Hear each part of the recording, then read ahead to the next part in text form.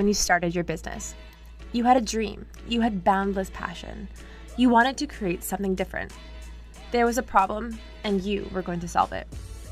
Being an independent retailer is rewarding, but challenging, and there's a lot more to it than you ever imagined. Well, Lightspeed is here to help. With 45,000 customers around the world, we've helped countless entrepreneurs nail the business side of retail so they can spend time doing what they're passionate about. Join us for a 6-week speaker series featuring a curated panel of experts that will answer some of retail's toughest questions and give you the edge you need to stay competitive. You have a passion, and we have a passion for technology inspired by you. Visit lightspeedhq.com/speaker-series to learn more. I'm at Shop Talk 2017, speaking with Kurt Heinemann, the CMO of a company called Reflektion. Hi, Kurt. Hi, how are you? Thank you, Darius. Yes, so we actually understand the intent and the preferences of individual shoppers. We work with our retailers to listen to the shopping behavior, every click, every search, every add to cart, every purchase, and then we take all the attributes of the things they've looked at or potentially purchased, and we understand what they're predicted to most want to purchase next. And we leverage that and present the most relevant products to the consumer as they shop online. All right, so do you work with only online retailers or brick and mortar or omni-channel as it's called? Yes, so we're focused primarily on online, but we're seeing a lot of requests to take what's considered kind of a data-rich environment online to a data-scarce environment, which is brick and mortar, through clienteling and porting our data and intelligence into clienteling apps so they can help the associate do a better job of recommending products and engaging the customer with more intelligent product recommendations. Okay, so just thinking about the online part right now, how is life changing for retailers that are only online? What should they be thinking about in 2017? Yeah, the interesting is the digital first or digital only retailers have done a pretty good job of understanding part of this is about the customer experience. I think the multi-channel retailers had a little bit of a challenge because they have so many things going on that they don't get to focus on any one specifically. As I take a look at digital first or digital only retailers, it's building out that customer experience, and so when you think about that, how do you engage them better? Voice search, photo search, being on the edge of the customer expectations is going to be important so they don't look at your company, especially a digital first company, as being behind the times. They're being judged by every app and every digital experience the consumer has. They're not giving excuses because it's retail. They're expecting the same kind of level of experience no matter where it is. And so we need to start delivering that as a community, delivering better experiences through voice, through photo search, through mobile devices, so that there's really a way to skip the desktop. The customer's demanding it. We're actually holding them up by not creating the best experience possible yet. Right, so where does Reflektion sit in the tech stack of a retailer?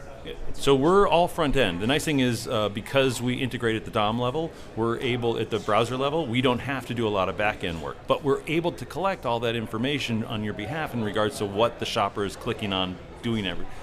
Right, so how do you actually do that? What does a retailer have to do to integrate with your system? Yeah, it's very simple. They're basically adding a cookie to their site and they're giving us a copy of their product feed, and away we go. We integrate some creative widgets onto the site, whether through site search or whether it's through locations of the website or even email, where we're able to do that via dynamic URL. So those ways create that engagement point. Okay, when you say they give us a copy of their product feed, is that like you need an access to the product API or? No, they pretty much send us a nightly feed of what their current inventory levels are, the attributes, everything in their product file that we understand the volume levels and the SKUs so that we can then present the most relevant products based on all the data that's associated with each product. Okay, so you get a nightly or daily feed from the customer, and in that information is what you actually will use to determine the best recommendations or what to do. So how does it display on their product page, for example, or on their website? Sure. So it's in a couple locations. As an example, on site search, we have a kind of preview search that allows the customer to see items right away when they start typing. Everything's individualized, so we're presenting the most relevant items to that individual based on their preferences. And then when they click on the results for typing in shirts, they get a full set of results on the search results page. On mobile devices, they can click on the photo icon and click a photo, add that to it as a search element. And then on the web pages itself, we're on home pages, on PDPs, on shopping cart with product recommendation widgets that are tailored to the individual as well. So when you say tailored to the individual, where is that history coming from? We collected in session, in between sessions, and so we have that stored and readily available in real time. So each click creates a whole new running of preferences. So we understand they've clicked on one item, that gives us some information. 2 items gives us a lot more data. 3 is an incredible wealth of information that we can then start responding to that and presenting the most relevant products anywhere in the locations that I mentioned. Are you able to focus on specific products that they want to sell? So let's say, for example, they want to push a specific product today. You're able to bring that up on the search results? Yeah, so we're very, it's very aware to us that each retailer has their specific needs around specific products and merchandising. So there's complete overrides in terms of where and what. You can lock something into a certain location, but at the same time, you don't have to manage. It's almost like they're setting the strategy and not having to do the tactics in every moment. And so that allows them to free up their time and almost take advantage of every moment with really intelligent responses instead of just doing most popular or a segment-based approach. They're now doing to that individual as they shop. They're not trying to see what other people are interested in. They're really starting to focus on the things that they're clicking on them. The most important brands, the most important gender, the most important materials, whatever it might be, it responds very quickly to those style attributes. Okay, but the data is coming only from that customer's history on that retailer's website. You're not aggregating data from other websites or other customers, even anonymized? No, so we're starting to leverage third-party data where it's available. So if somebody has an existing relationship with Blue Kai, as an example, we might leverage that data. We found that data is good, but the first-party data trumps almost every element of information coming from other sources. Since we're really doing it at the individual level, we're ahead of most of the information coming in that's usually segment-based, that doesn't give us as much of a leg up as we'd hope. What kind of KPIs do you use to justify? And obviously that's always critical, but there's 2 key things we measure. One is a little bit more of the art side, which is a level of engagement. And so we measure engagement by time on site. We measure it by items viewed. So trying to increase that portfolio of size about how long they're engaging with the brand. The other critical metric is conversion rate. So one of our key targets of success, which is interesting. It's a 2-sided coin. The conversion rate goes up, which is great, and we have significant double-digit impact for our clients in terms of conversion rate increases. But it's also a great measure of, is the customer having success in finding what they're looking for? So when you think of it more from not just a commercial place, which is very important and drives a high ROI, it's just as important to understand that means your customers are having more success with your brand, which is really important for the long-term relationship.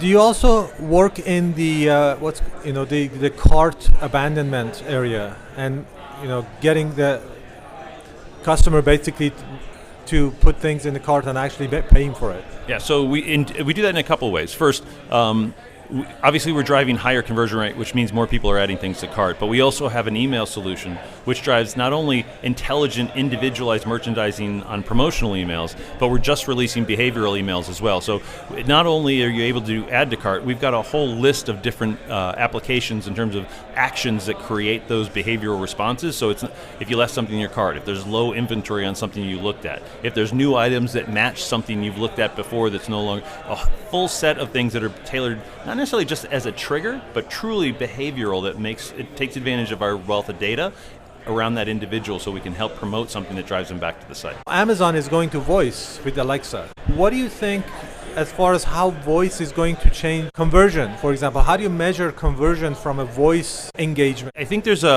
people first have to understand there's kind of a split for voice. There's services like Alexa and Google Home, which are more controlled environments, or kind of closed environments. And so if you want to play in Alexa, you're going to have to play with Amazon, which means you're going to have to be on their website. They're going to have applications that are used via APIs. The thing to be thoughtful about is you can't cut and paste your dictionary thesaurus search solution over to that. You've got to think about things like natural language processing, universal search. Maybe you want to talk a little bit about your content that you spend so much money on to mix in there as well. So you have to have some really strong foundation elements to make it work. But you also have to think about the second part is not only Alexa and those what we'll call those closed environments, is site search a voice search on your own site. And so how do you implement that? Because if you have people reaching out to your brand and they're coming to your site on a mobile device, how do you take advantage of that and make sure that they're able to engage with your brand the way that they might engage with anybody else, like Amazon or like Google, so that they can have that similar experience of success and engagement and really wonderment that something that used to be such a complex thought that you thought would never happen is now actually working incredibly well. Right, so yeah, that's going to be very interesting. Now, as far as the customer segment that you work with, is there a specific segment that you focus on or you start on? No, well, we actually started mostly in apparel because that was one of the most data-rich environments and had the most kind of SKUs that were adjacent to other things. So it was easy to make suggestions around different patterns or colors or sizes. But what we found is when you do it at the individual level, we've done it for everything from licensed merchandise with clients like Disney for costumes and figurines, but we also do it for great clients like Godiva and chocolates. And what we found is that almost universally, when you respond to the individual's preferences and intent in real time, you end up being able to have a significant impact on the business. When you can raise conversion rates by 10 to 20%, that means things are working incredibly well. So it might not be true for a segment-based approach, but when you're doing it at the individual level and you have a good product catalog that you can have attributes on, a lot of times we have to help our clients make sure that it's even more a data-rich environment. You can almost work in any kind of retail category. What about customer size? Customer size doesn't matter either. Actually, SKU count helps so that you have more diversity, but some of our clients have, tens of thousands of items of merchandise. Some of them have less than 1,000. So that's usually, we thought that might originally be one of the differences. That hasn't been it. It's just making sure that you have enough traffic that we can gather the data and make sure it responds as intelligently as possible. But we have clients that are $5 million retailers, and we have clients that are well over 500 million. Okay.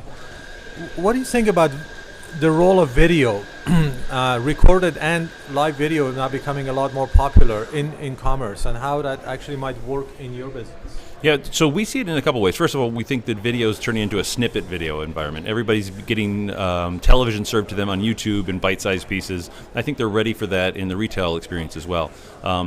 Companies like Zappos have done a great job of going off the static page and really creating an understanding of what the item looked like in the real world through video. I think we have the opportunity just through the application of our photo search, because what people don't understand is every still in a video is a photo. So you can leverage those videos to actually extract what products are in there. So what we see is a great application for photo search actually applies to video as well.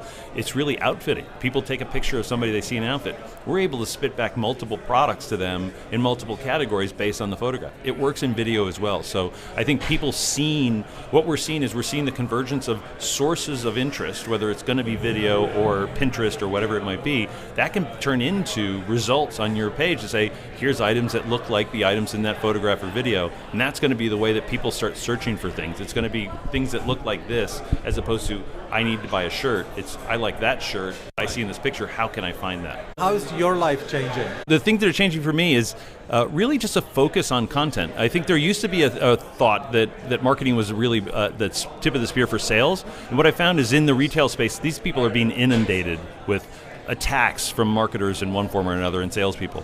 What we're trying to do is just make sure we're providing thoughtful content that people can use valuably and understand elements of the industry that they might not have had enough time to focus on previously.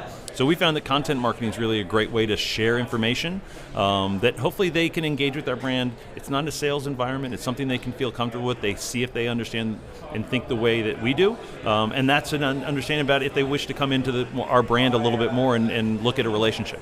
Can you tell me about a really cool experience that you had yourself recently? Oh, that's a good question. Some of the best things I've had, and I'm not trying to push clients, but one of the interesting things about being a parent is you're buying for multiple children. And so going to websites and being almost schizophrenic in the way that you shop, in terms of the way that old world people might think about shopping and having different behaviors. I actually have been to the Disney site buying things for children, and it might be for my son, and then it might be for one of his friends who happens to be a girl's birthday party. But I actually went to Disney to buy merchandise, and I had previously shopped for Marvel superhero figure stuff, and when I landed on the page, it showed me that, which was great, but within 2 clicks, the whole site changed, and it actually started showing me all girls merchandise, and what I realized was that the site responded to me and my behavior, which is exactly what a consumer, not in a way that's explicit, but in a simple way where it's almost somebody's helping the shopper find the right aisle in those, unfortunately, endless digital aisles. That's really a great experience because it's almost like somebody rushed me to the most important aisle just for me based on what I was sharing with the website.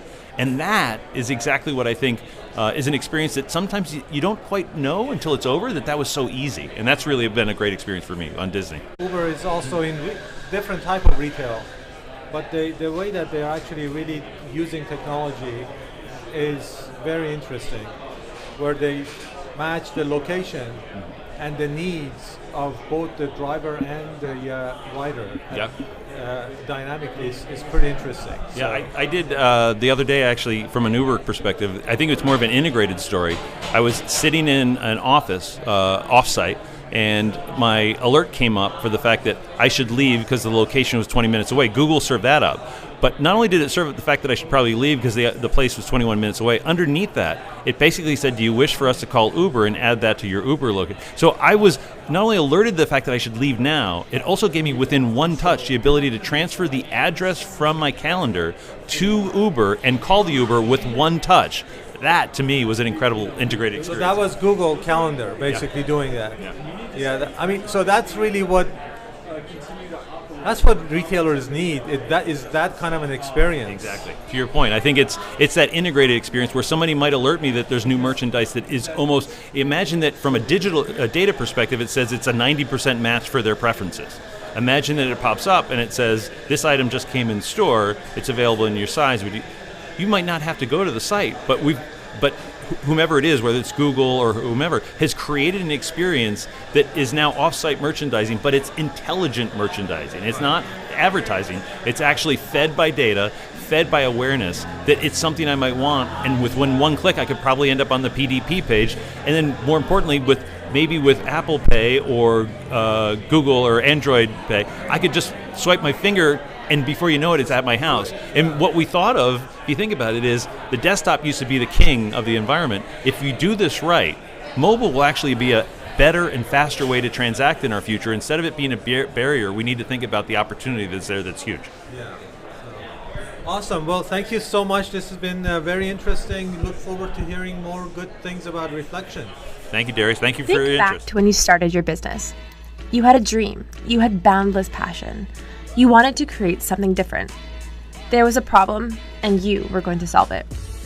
Being an independent retailer is rewarding, but challenging, and there's a lot more to it than you ever imagined. Well, Lightspeed is here to help.